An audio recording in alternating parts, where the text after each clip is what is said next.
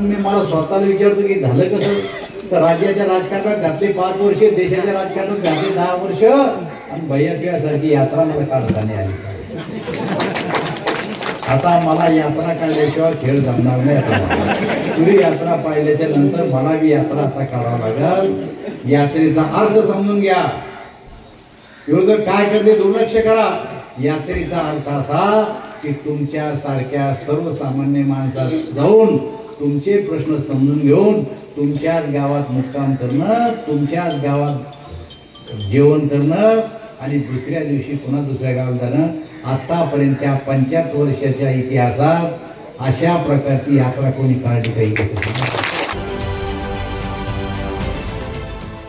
देश विदेशातील प्रत्येक घडामोडींचे लाईव्ह अपडेट मिळवण्यासाठी आता साम टीव्हीच्या सर्व सोशल मीडिया प्लॅटफॉर्मला लाईक, फॉलो आणि सबस्क्राईब करा. तसंच सर्व नोटिफिकेशनसाठी बेल आयकॉन प्रेस करायला विसरू नका.